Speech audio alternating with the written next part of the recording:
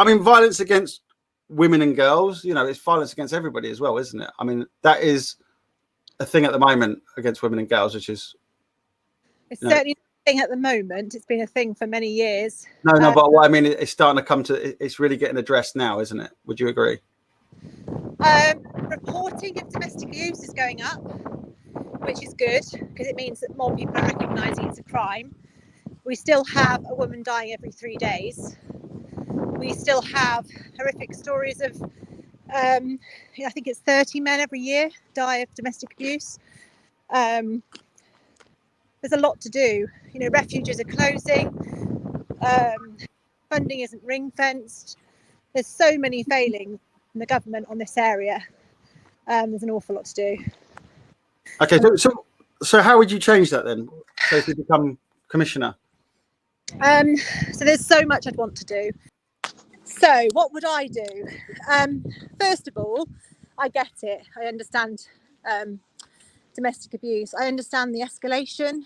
I understand how difficult it is for people to report it.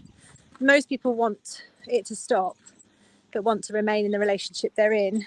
And it's very shameful to admit that, you know, someone that you love is doing that to you, or that it's happening in that environment.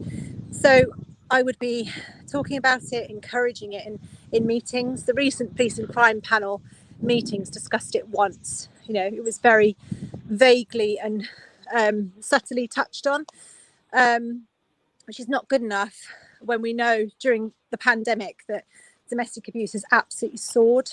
So calls to national charities have increased by 700%. That's 700%. So for Thames Valley Police, PCC, just to be mentioning it in one line and not delving into how they can do better is absolutely unforgivable. We kind of missed out a little bit about, obviously, women and girls and the violence towards them, and, you know, in relationships and stuff.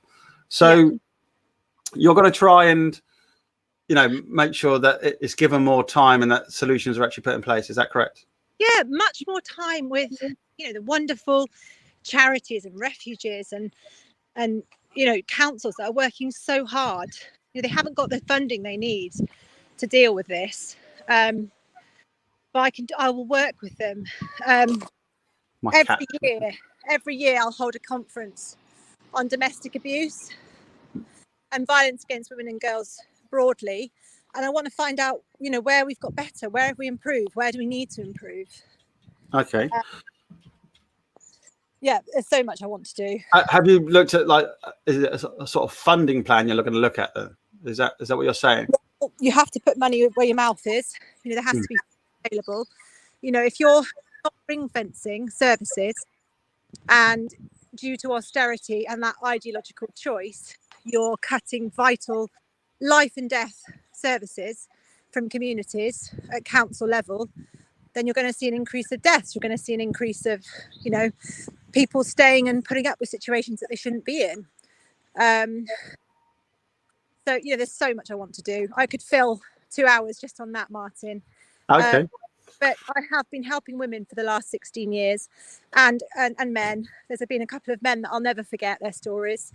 And the, you know, the intimidation and the control and the fear that people have, you know, it's horrific. You just don't have the autonomy over your own life. When your place of safety, the place you put your pajamas on and you relax, is somewhere where you're looking over your back and you're not sure if you're safe. You know, no one deserves to live like that. It's 2021. Exactly. You know, if you can't control your temper, if you can't treat people with respect, you know, you don't deserve to be in a loving relationship or around kids. You know, just go and get help. Get on a perpetrator program. Take responsibility for your actions. Don't torment and bully, you know, people that are living in your house. Okay.